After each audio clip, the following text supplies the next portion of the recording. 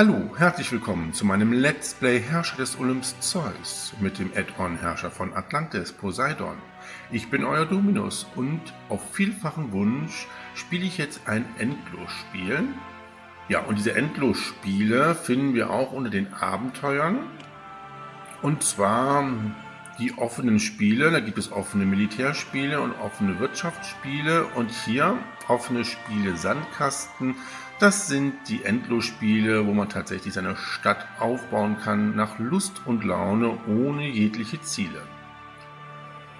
Ja, und wenn ich dann hier drauf klicke, kann man das schon sehen. Das Land hat alles, was sie brauchen, um die Stadt ihrer Träume zu errichten. Es müssen keine Ziele erreicht werden, alles liegt bei ihnen. Das hört sich doch sehr gut an. Ja, dann starten wir das doch schon mal. Und der Titel dieses offenen Spiels ist Utopia. Fast alle Götter arbeiten Hand in Hand, um bei Olympia ein perfektes Land zu schaffen. Demeter macht das Land fruchtbar, damit Vieh und Farmen darauf blühen und gedeihen können. Athene und Dionysos sorgen dafür, dass Olivenbäume und Reben sich aus dem Erdboden ernähren. Artemis gab einige ihrer Wildschweine frei und Poseidon füllt die Wasserwege mit Fisch. Sogar Hades berührt das Land und ließ dadurch wertvolles Erz an der Oberfläche dringen. Sie sind der Glückliche unter den Sterblichen, denn sie können auf diesem Land eine Stadt errichten. Ja, hört sich vielversprechend an. Wir starten auch direkt mal das Endlosspiel und gehen natürlich wieder in den Pausenmodus und schauen uns bei der Übersicht die Karte einmal an. Ja, wir haben hier in der Mitte der Karte einen See mit reichlich Fischbeständen. Ja, und das ist auch das einzige Gewässer hier. Gehen wir mal Richtung Norden. Verjüngt sich das so zu einem Fluss, der hier die Karte im Norden entsprechend verlässt. Ja, gehen wir mal Richtung Westen. Da haben wir hier große Flächen. Hier haben wir fruchtbares Gebiet. Hier an den Rändern haben wir Felsformationen, sehr viel Wald. Gehen wir jetzt mal Richtung Süden. Haben wir hier, oh, Wölfe haben wir hier sogar, okay. Ja, Wildschweine, wie schon eben erwähnt. Ja, und hier haben wir in dieser Felsformation unser Marmorvorkommen. Okay. Ja, überall hier an diesem großen Bergmassiv haben wir Kupfervorkommen. Okay, jetzt gehen wir, nachdem wir jetzt ganz im Süden sind, wieder Richtung Osten. Ja, hier ist der Immigrationspunkt. Eine Straße, die die Karte hier so durchzieht. Hier nochmal eine große Fläche fruchtbaren Landes. Okay, er knickt das hier so ab. So, dann sind wir jetzt hier ganz im Osten. Oh, hier haben wir eine ganz große Fläche. Oh, doch, eine kleine Wasserfläche hier noch. Wölfe, hier auch wieder Wildschweinbestände. Und hier haben wir nochmal eine Fläche, die wir landwirtschaftlich nutzen können. Ja, und dann kommen wir hier wieder zu unserem See. Ja, eine große Karte. Sehr fruchtbar, und dann schauen wir mal direkt, was wir alles so errichten und produzieren können. Naja gut, also wir können einfache Häuser und gehobene Wohnungen bauen, natürlich. Bei der Landwirtschaft haben wir bei den Farmen die Weizenfarmen. Bei Plantagen können wir Reben und Oliven anbauen. Bei Land und Meer haben wir den Fischerhafen und den Jagdhof. Ja, und wir können Käse und Wolle produzieren. Bei Gewerbe können wir Holz produzieren, Marmor, wir können Silber schürfen und wir können Bronze herstellen. Bei den Werkstätten haben wir das Bildhaueratelier, die Olivenpresse und die Kälterei. Ja, und damit haben wir, glaube ich, auch alle Produkte, die wir hier entsprechend produzieren können bei diesem Spiel. Gut, bei Vertrieb haben wir alles, bei Gesundheit und Sicherheit haben wir alles. Wir haben bei der Verwaltung die Möglichkeit, Steuer zu erheben und einen Stadtpalast zu bauen. Bei Kultur haben wir alles. Ja, und bei der Mythologie, da schauen wir doch mal direkt, welche Götter uns wohlgesonnen sind. Ja, wir können Zeus, Demeter, Artemis, Aphrodite, Athene und Hades verehren. Feindselig sind Poseidon, Apoll, Ares, Hermes und Hephaistos. Okay, das Intro sagte doch, dass Poseidon uns wohlgesonnen ist. Gut, da gibt es wohl ein Missverständnis. Ja, dementsprechend können wir auch die Heiligtümer der wohlgesonnenen Götter errichten. Beim Militär haben wir auch, glaube ich, alle Möglichkeiten, unsere Stadt zu befestigen. Ja, und wir können Tririmenhäfen bauen, Waffen schmieden und Pferdehöfe. Ja, und bei der Ästhetik haben wir bei der Verschönerung alle Baumöglichkeiten. Ja, und bei den Erholungsgebieten können wir die Bank, Blumengarten, Gartenhaus, Heckenlabyrinth und den Fischteich errichten.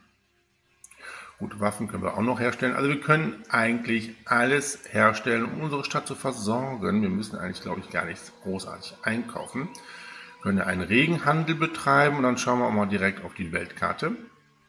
Ja, unsere Stadt ist Olympia und wir haben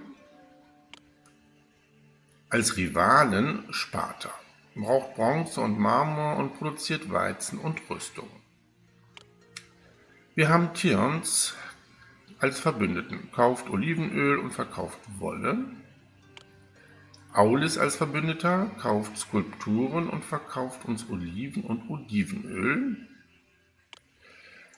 Wir haben Delos als Rivalen, braucht Marmor und verkauft Trauben und Wein.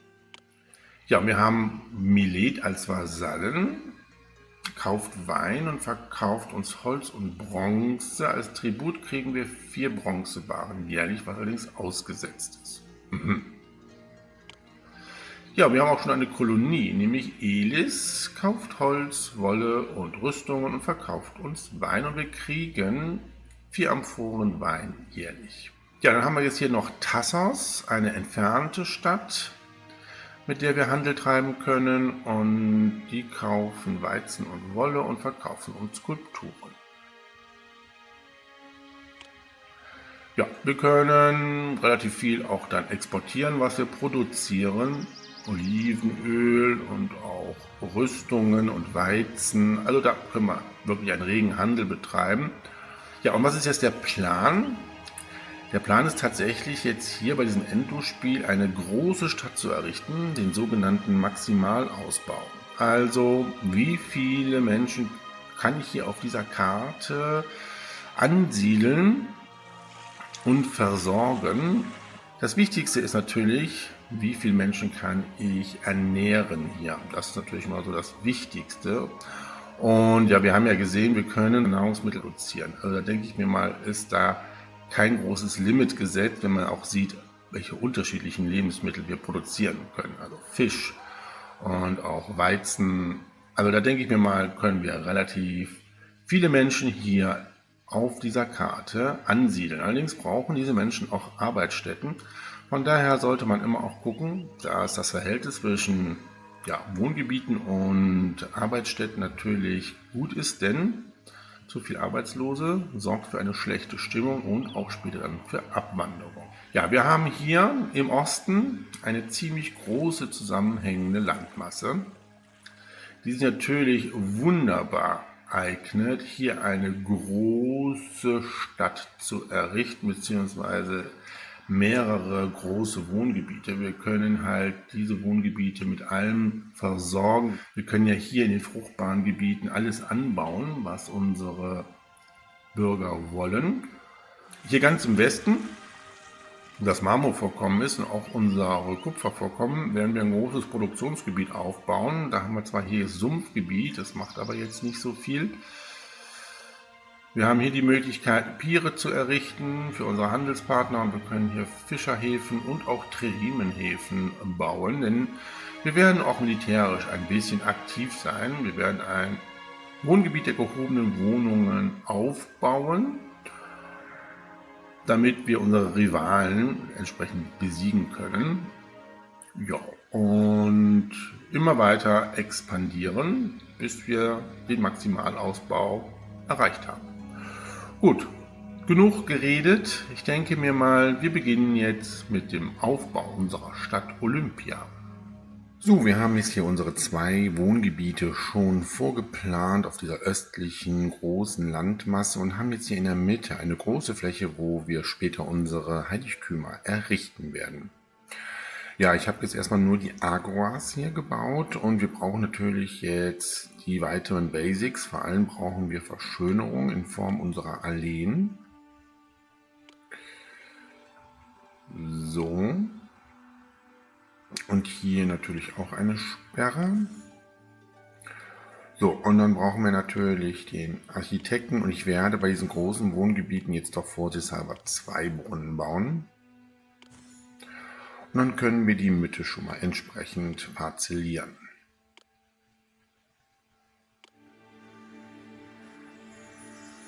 So, das gleiche machen wir natürlich bei unserem zweiten Wohngebiet auch.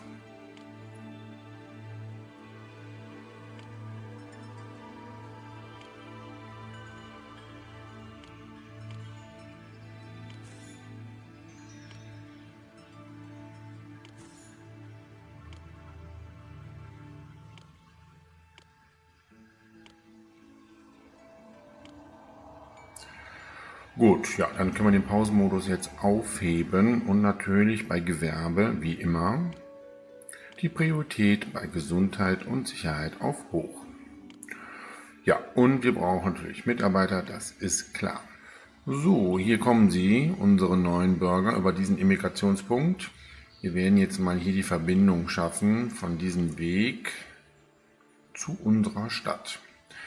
Ja gut, und dann werden wir jetzt gleich erstmal etwas an Nahrungsmittel produzieren. Wir fangen mit der Wildproduktion an und werden aber dann relativ schnell Weizen produzieren.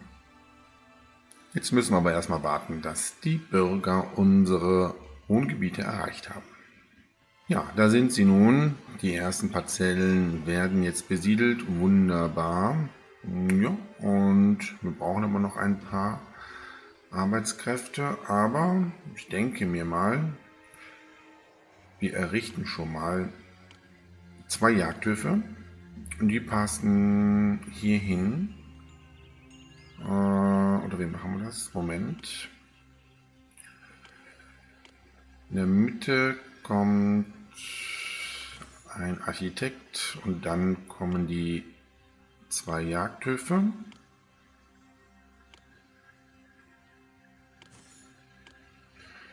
Gut, dann bauen wir hier die Straße raus, dann können wir hier noch weitere Gewerbestätte bauen. So, dann natürlich Sperren bauen. Dann brauchen wir Lagerhäuser. 1 für Wolle, 1 für Olivenöl.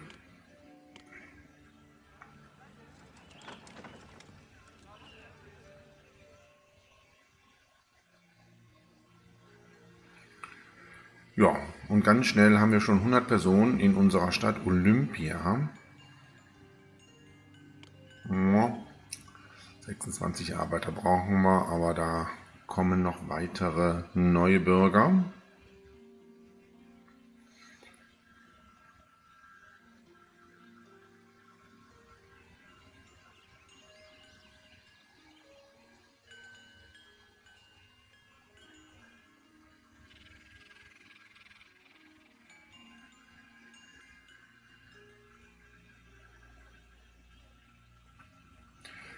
So, die Jäger machen sich schon auf den Weg. Und dann wird es auch jetzt Zeit, dass wir die Silos errichten. Wir errichten direkt 2. So, und dafür muss ich aber diese Sperre hier versetzen.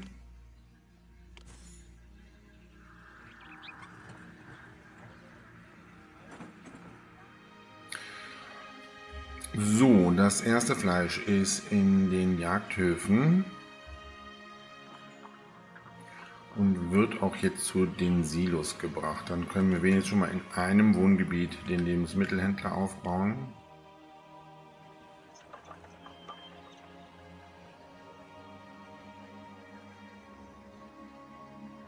Ja, und was ich auf jeden Fall jetzt als erstes mache, ist die Klinik errichten. Die möchte ich hier auf dieser Ecke bauen.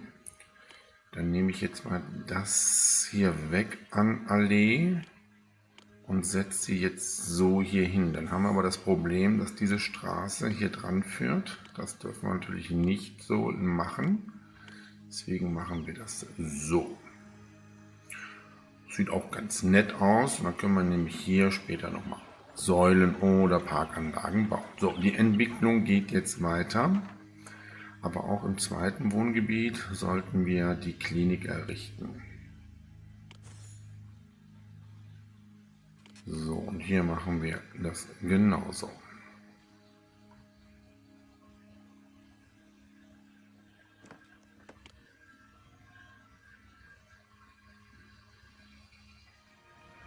Ja, so der Grundstein ist jetzt gelegt. Hier entsprechend mit unseren 2 Wohngebieten. Ich errichte jetzt im zweiten Wohngebiet auch schon den Lebensmittelhändler.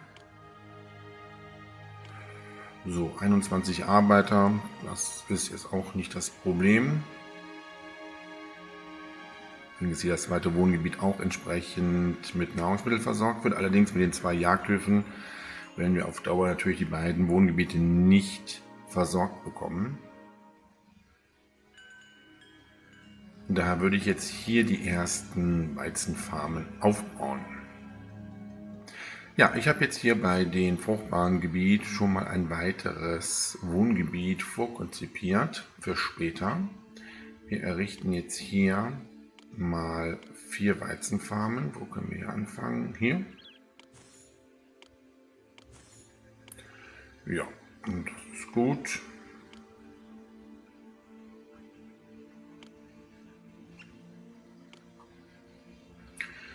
So, dann können wir hier einen Architekten errichten, sperren. Okay, Pausenmodus aufheben. Dann würde ich jetzt mal tatsächlich das Lohnniveau auf hoch stellen.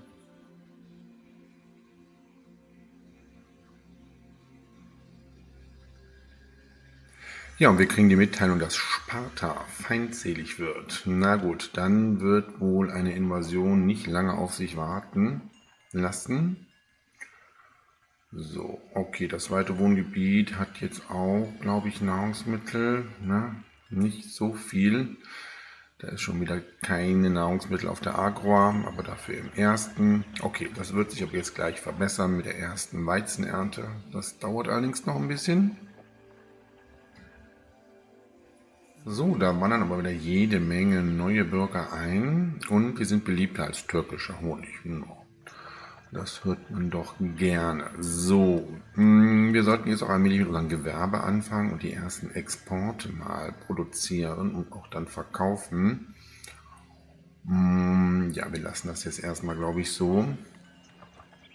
Ich glaube, ich werde hier schon mal das Gymnasium bauen.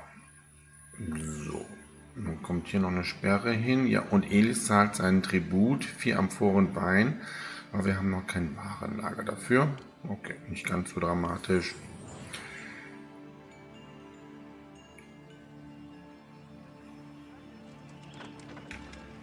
Ja, ich parzelliere jetzt noch hier in diesem Wohngebiet das hier aus. Das passt nämlich genau. Und hier kommt ja dann später unser Theater hin.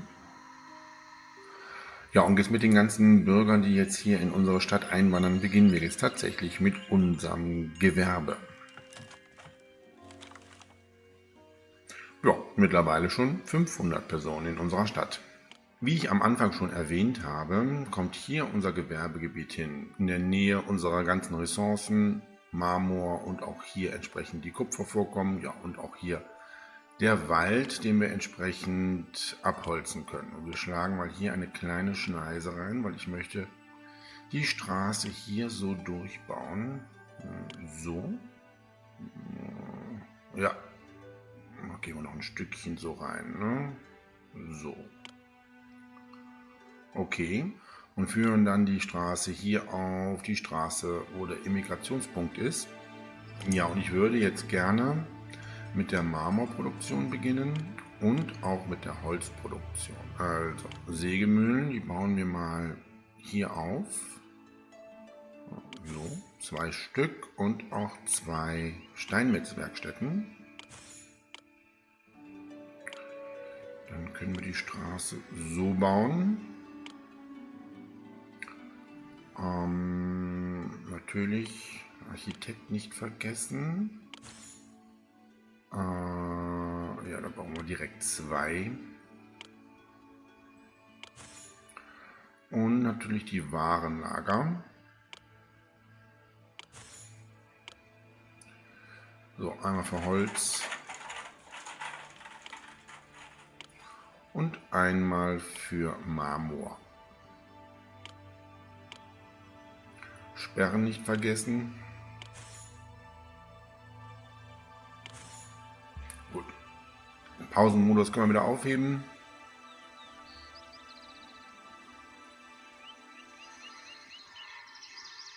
So, dann brauchen wir natürlich jede Menge Mitarbeiter. Ja, wir schauen noch mal kurz auf die Weltkarte, ob wir Marmor und Holz verkaufen können. Also Elis würde auf jeden Fall Holz kaufen. Das ist schon mal gut. Und Turns kauft das Olivenöl, das lohnt sich jetzt noch nicht. Aulis kauft Skulpturen, okay. Tassos, Weizen und Wolle, auch uninteressant. Und Milet kauft Wein. Okay, also Marmor können wir gar nicht verkaufen, stelle ich gerade fest. Allerdings bei Elis können wir das Holz verkaufen. Ja, mal sollten wir relativ schnell mit der Bronzeproduktion anfangen, um Skulpturen herzustellen und Waffen.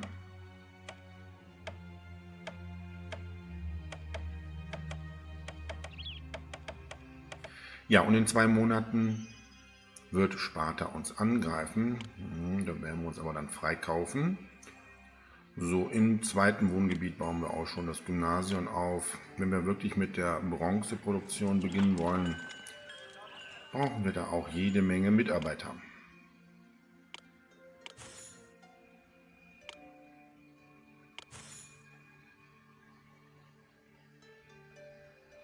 Ein Monat bleibt uns noch.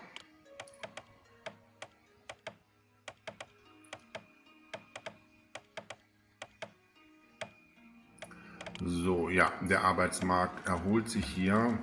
Das Lohnniveau ist noch auf hoch, aber das können wir nachher runterstellen.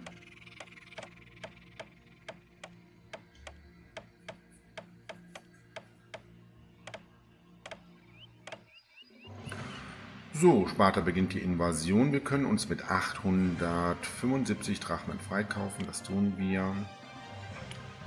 Okay. So, ich baue jetzt noch hier 2 Warenlager auf. Dieses hier wird Skulpturen und Rüstungen annehmen. So viel Rüstung brauchen wir hier nicht. Und dieses hier wird jetzt schon mal Wein annehmen und überschüssige Bronze. Bei den Weinen könnten wir eigentlich auch verkaufen erstmal. So, und dann möchte ich hier entsprechend noch Straßen bauen. Und dann kann nämlich hier schon mal der Handelsposten von Elis hin. Und da können wir jetzt das Holz schon mal verkaufen. Naja, viel ist es nicht. Aber wir können auch Rüstung schon mal verkaufen, sobald wir jetzt gleich damit anfangen. Gut, ja, und sobald wir genügend Marmor im Warenlager haben, beginnen wir mit dem Bau unseres ersten Heiligtums. Ja, hier haben wir schon eine Rückentwicklung, zu wenig Nahrungsmittel, aber wir haben Juni, es wird der Weizen geerntet, dann sollte sich das verbessern. Wir produzieren nämlich genug für alle. Ja, die Heiligtümer. Ja, wir können natürlich jetzt aussuchen, allerdings können wir nur 4 Heiligtümer in unserer Stadt errichten. Also müssen wir überlegen, welche. Naja, und beim Maximalausbau würde ich natürlich die Heiligtümer nehmen, wo noch weitere Arbeitskräfte daran gebunden sind, indem wir zum Beispiel weitere Produktionsstätten dann bauen können. Also die Pforte des Hades zum Beispiel, da können wir Münzereien bauen. Der Garten der Demeter ist auch gut, weil wir können dann bei dem fruchtbaren Gebiet ganz viele Farmen bauen. Der Tiergarten der Artemis ist auch interessant. Da haben wir zwar keine zusätzlichen Gewerbestätten, die wir aufbauen können, allerdings haben wir 2 Kompanien Amazonen. Das ist auch nicht schlecht. Ja, und die Laube der Athene ist immer gut mit unserer Olivenölproduktion. Das heißt tatsächlich, ich würde den Garten der Demeter, den Tiergarten der Artemis, die Laube der Athene und die Pforte des Hades errichten wollen. Ja, und hier in diesem Bereich logisch der Tiergarten der Artemis, dann kann Artemis direkt unsere Jagdhöfe auch segnen. Gut, haben wir das schon mal. Ja, jetzt benötigen wir Mitarbeiter, aber wir haben Gott sei Dank jetzt Weizen im Silo, ist geerntet worden, sehr gut. Da entwickeln sich auch die Wohngebäude weiter.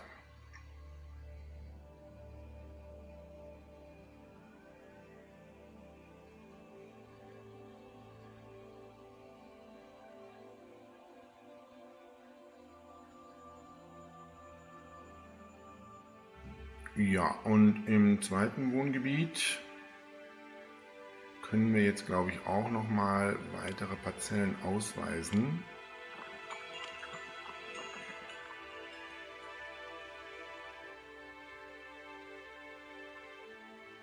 Ja, unsere Silos sind schon wieder leer. Ein bisschen Fleisch kommt da jetzt noch rein. Wir bauen doch nochmal 2 Weizenfarmen hier auf. Ja, machen wir 3. So, und dieses Feld lasse ich auf für das Warenlager, weil hier werden wir später unsere Wollsammelstellen aufbauen.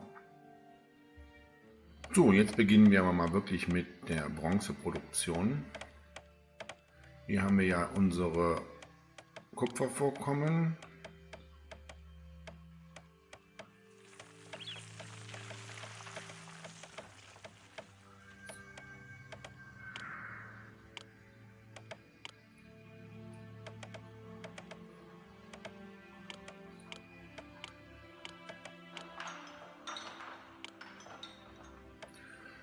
So, dann haben wir hier schon mal so Blöcke, wo wir unsere Gewerbestätten im 2x2-Modus aufbauen können.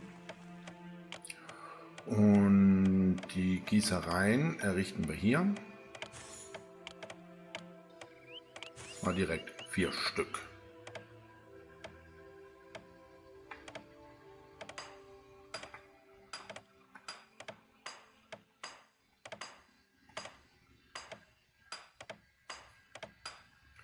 Ja, und mittlerweile 1000 Einwohner in unserer Stadt Olympia.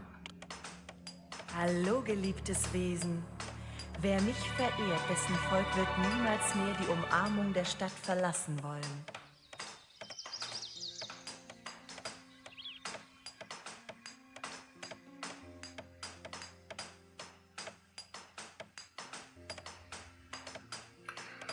So, da haben wir schon wieder Arbeitslose. Sehr gut. Ich baue nochmal eine Sägemühle auf und eine Steinmetzwerkstatt.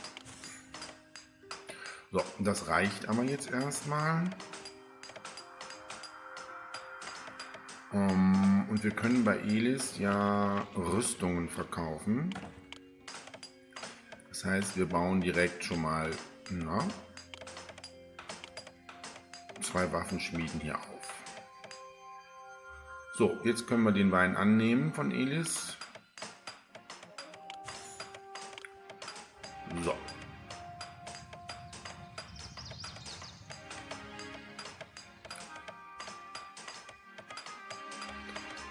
So, für das Heiligtum der Artemis brauche ich 20 Marmorplatten. Okay, dann müssen wir noch ein bisschen warten. Ja, wenn wir den Wein verkaufen wollen, brauchen wir natürlich einen Handelspartner. Milet kauft den Wein. Das ist schon mal nicht schlecht. Ich weiß zwar nicht, warum unser Tribut ausgesetzt ist. Milet ist der einzige Handelspartner, wo der Handel über See stattfindet. Ja, und dann könnte man auch hier das Pier bauen. Und das ist, glaube ich, das nächste, was ich machen kann. Ja, dann nehmen wir mal den Wald hier weg. So. Ja, und dann füllen wir die Straße doch jetzt hier so rüber. Dann können wir hier so raus. Das finde ich gut. Sperre.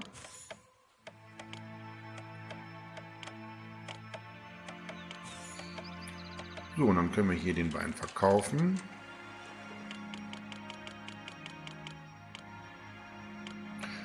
Ja, und wir haben hier auch die Möglichkeit, dann Weinreben anzupflanzen. Und dann würde ich nämlich hier Wein produzieren. Das passt doch auch. Sehr gut. Ja, unsere Waffenschmieden arbeiten schon. Sehr gut. Wir könnten ein Bildhaueratelier noch bauen. Ich glaube, das sollte reichen, was wir hier an Bronze produzieren, um alle Gewerbestätten zu versorgen.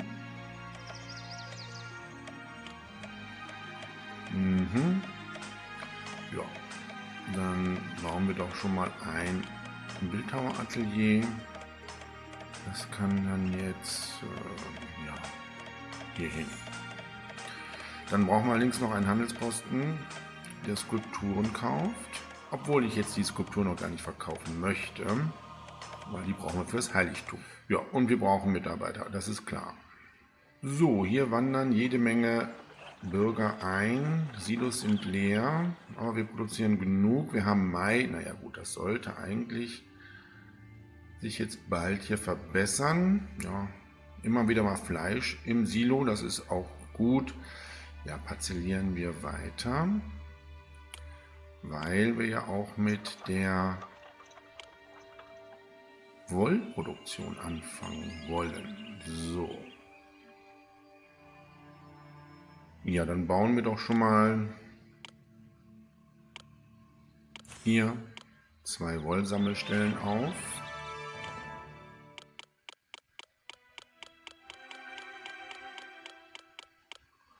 So, und ich hatte ja gesagt, hier würde ich das Warenlager für die Wolle aufbauen.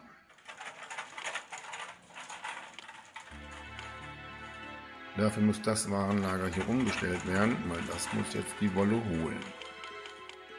12 Einheiten. Oh ja, da sehe ich gerade, unser Weizen ist jetzt Gott sei Dank geerntet worden.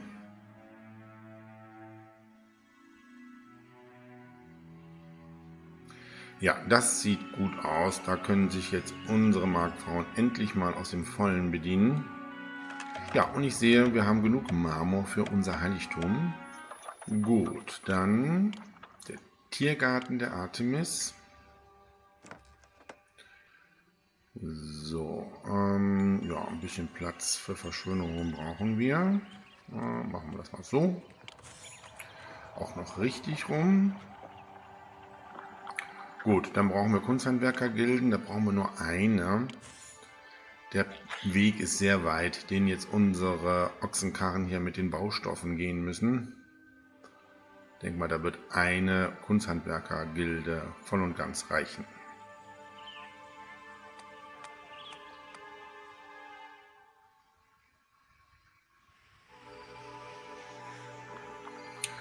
So, und im zweiten Wohngebiet haben wir jetzt auch genug Nahrungsmittel. Gott sei Dank entwickeln sich die Wohngebiete hier wieder neu.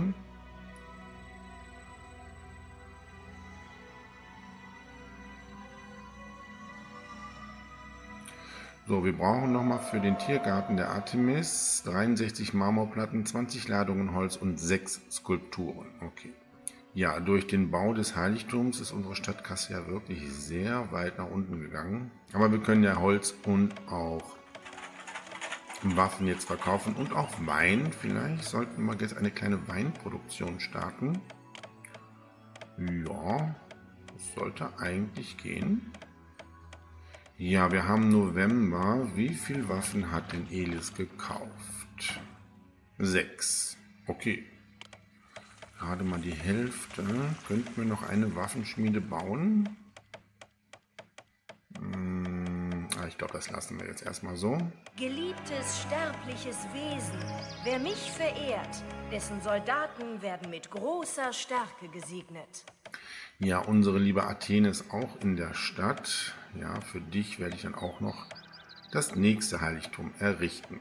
Wir fangen aber jetzt erstmal an und produzieren ein paar Trauben. So, und dann die Sperre versetzen. Ja.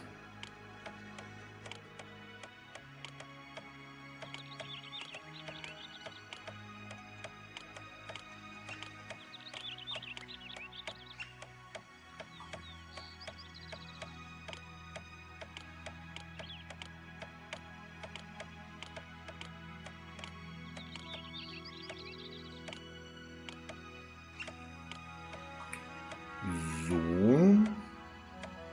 Ja, und da wird wahrscheinlich jetzt erst im nächsten Jahr geerntet werden. Dann können wir hier die Kältereien bauen. Auch das passt ziemlich gut. Ja, und wir haben wieder Jahresanfang. Wir kriegen unseren Wein, der direkt verkauft werden kann. So, und hier läuft eigentlich jetzt alles gut.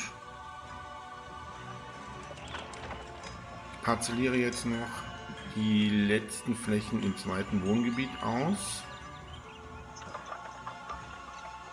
Ja, und ihr seht, wir haben jetzt Gott sei Dank genug Nahrungsmittel in den Silos. Da können wir die Entwicklung weiter starten.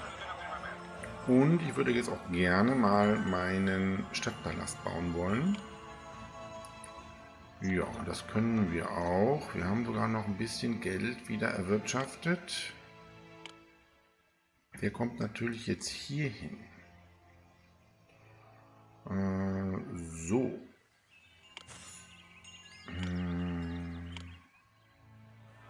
Ja.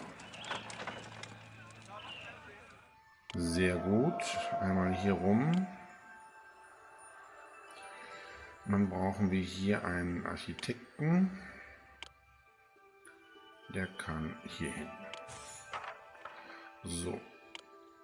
Dann kommen hier die Sperren hin.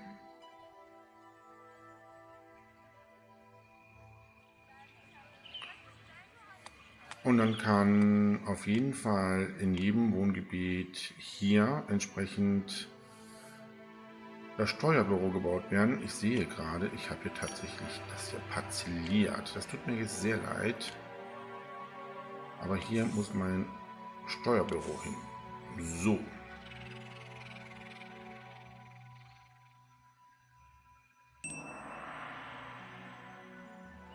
Ja, jetzt können wir das Lohnniveau wirklich mal auf normal wieder stellen.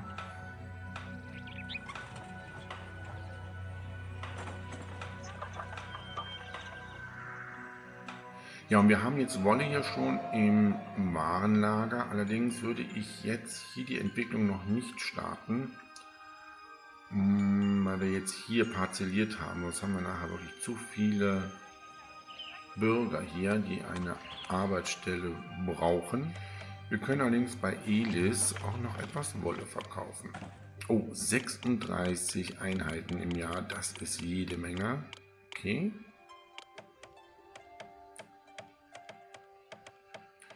Ja, und ich glaube, ich würde jetzt diese Straße hier so rüberziehen.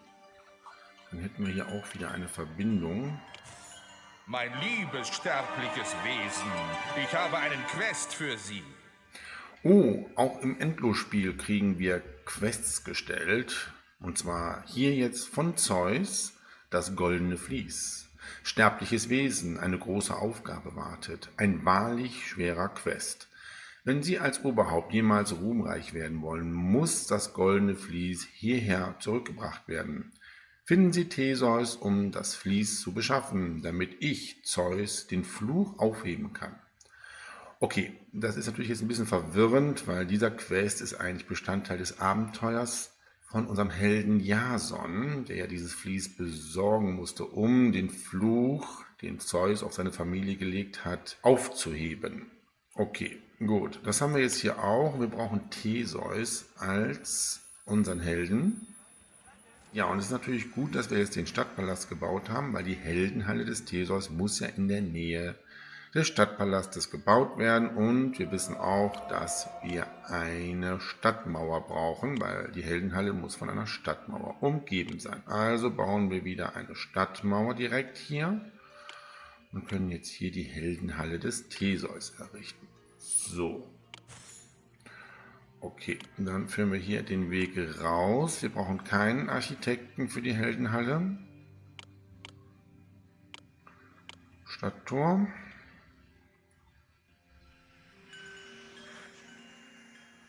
Ja, ein bisschen größer machen, so.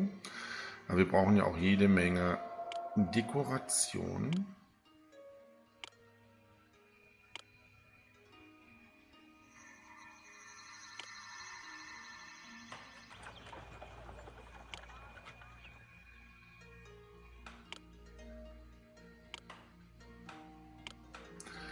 So, haben wir denn schon Denkmäler? Denkmäler sind immer gut. Ja, wir haben 2 Denkmäler, die kommen hier hin. Dann noch die Allee.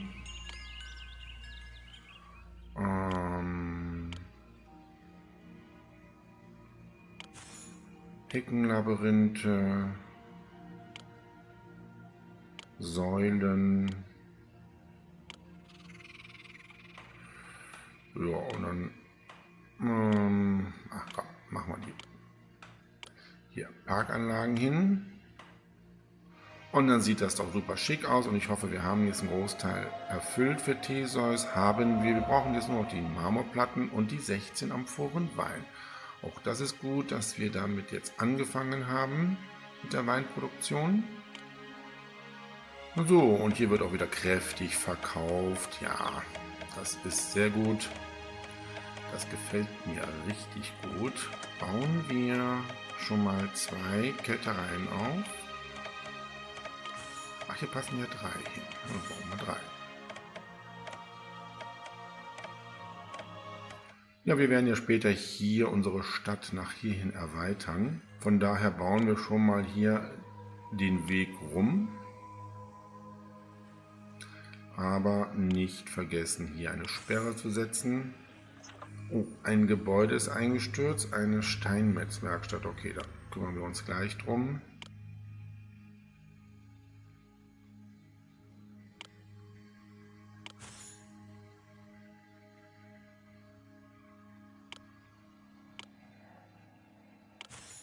So, warum bist du eingestürzt?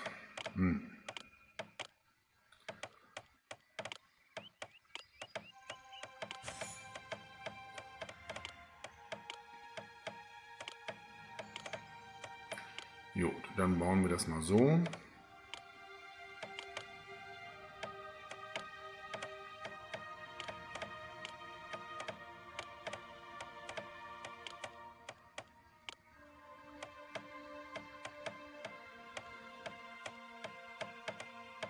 Ja, aber zum besseren Schutz sollten wir hier auch noch einen Architekten errichten.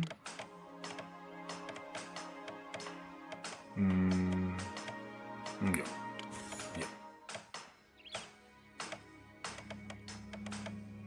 Ja, wir haben noch ein paar Arbeitslose, dann noch eine Wollsammelstelle.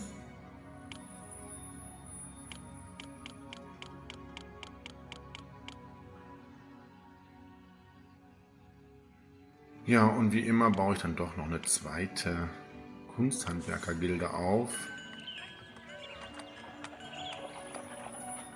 In der Hoffnung, dass es dann doch etwas schneller geht, auch wenn die Entfernung relativ groß ist. Aber dann kommen immer 2 Ochsenkarren, glaube ich.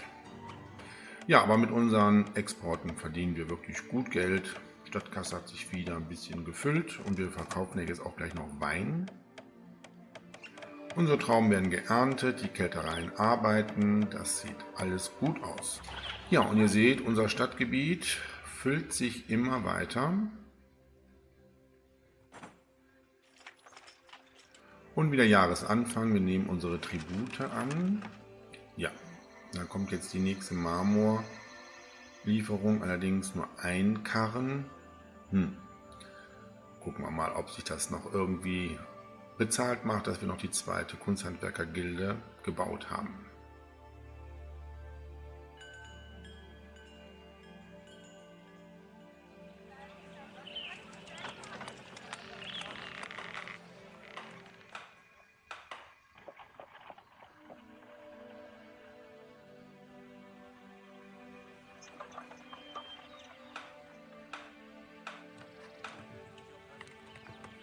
So, wir können weitere Wollsammelstellen bauen.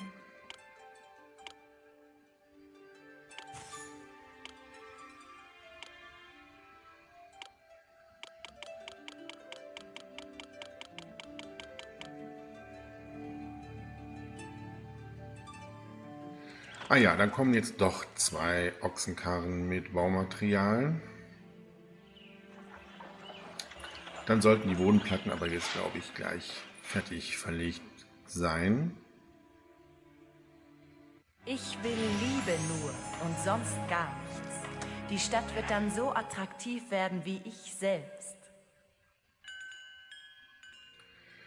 So, und dann kommt jede Menge Baumaterial für unseren Tempel endlich.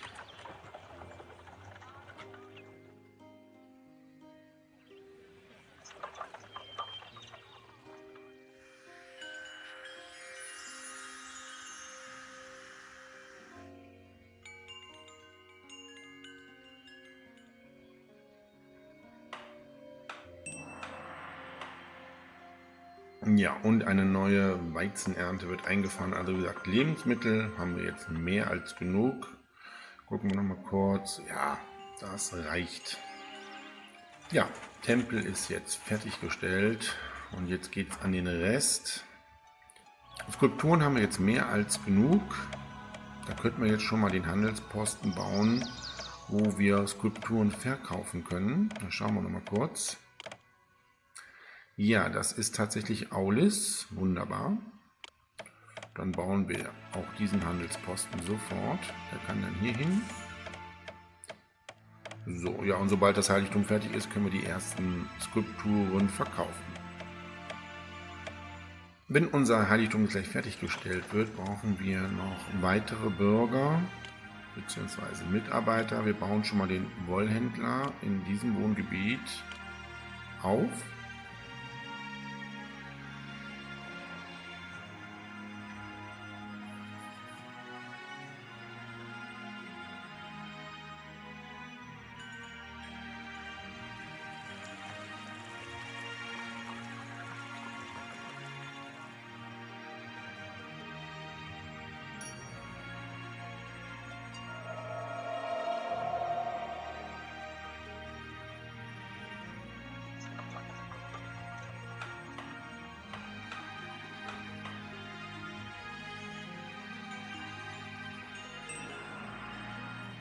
Ja, und die Wolle ist angekommen in unserem Wohngebiet. Gebäude entwickeln sich weiter. Unsere Stadtkasse sieht super aus. Wir können mit den ersten Verschönerungen beginnen.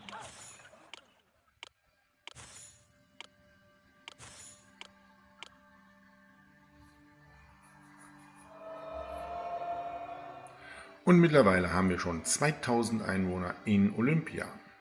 So, die letzten 2 Skulpturen für unser Heiligtum kommen jetzt gerade an. Das heißt, wir können jetzt hier die Skulpturen verkaufen.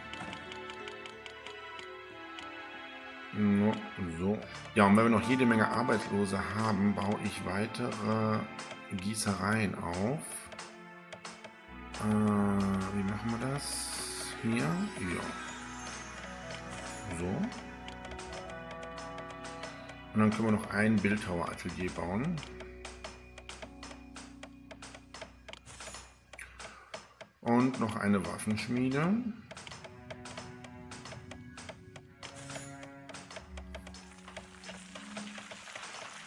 Verkommener Stümper, das hat mich verärgert. Nun ja, auch im Endlosspiel haben wir natürlich feindlich gesinnte Gottheiten, die uns angreifen. Okay. Apoll ist eher unangenehm, das muss man sagen. So, Jahresanfang nehmen wir wieder an, unser Tribute. Aber da ist, glaube ich, die letzte Ladung Marmor für unser Heiligtum. Vielleicht kann ja Artemis uns helfen. Gucken wir mal.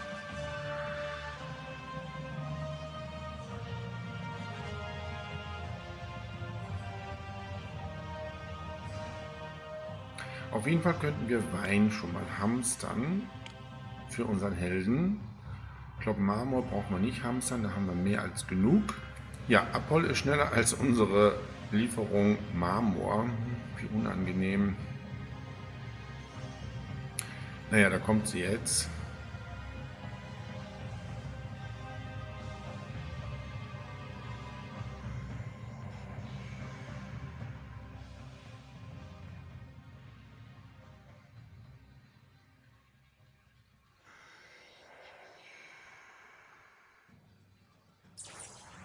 Naja, er verflucht ja immer als erstes hier unseren Stadtpalast.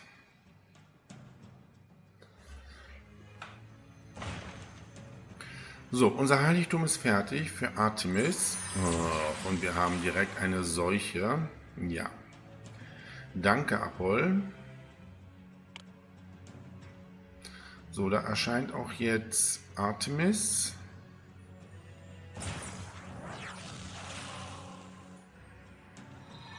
Oh, da wird gekämpft. Artemis gegen Apoll. Artemis wirft Apoll raus. Ah. Puh. Sehr gut. Er kann sich von dannen machen. Dann bauen wir ganz schnell mal hier unseren Architekten wieder auf. Ja, und hier ist ein Wohnhaus zerstört worden. Ja, das hält sich ja an Grenzen. Das Einzige, was doof ist, ist unsere Seuche hier. Da kommt Lohnniveau mal eben auf hoch. Das sollte sich aber gleich wieder normalisieren, hoffentlich.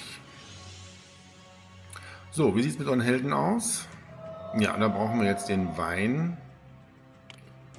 Aber den produzieren wir ja auch. So, trotz solchen Verschönerungen unserer Stadt, ganz wichtig, hier Stadtpalast, bauen wir Säulen auf. So, dann haben wir ja jetzt hier das Heiligtum der Artemis, das muss natürlich auch verschönert werden. Wir haben Denkmäler, das ist doch gar nicht schlecht. So, ja.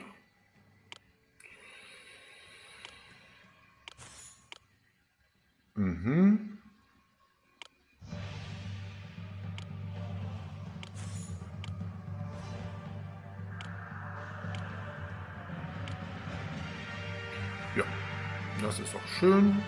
Und hier brauchen wir natürlich auch noch.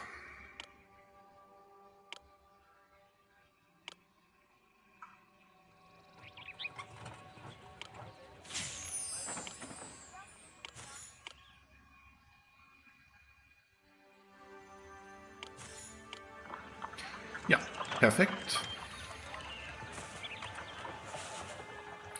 So, die Seuche ist vorbei. Der Arbeitsmarkt sollte sich jetzt wieder erholen. Ja, und dann würde ich sagen, können wir auch im zweiten Wohngebiet jetzt den Wollhändler etablieren. Ja, und bauen jetzt unsere Stadt Olympia sukzessiv weiter aus. Ja, und diese Entwicklung werden wir uns allerdings im zweiten Teil unseres Endlosspiels dann anschauen. Bis dahin wünsche ich alles Gute und sage Tschüss, euer Dominus.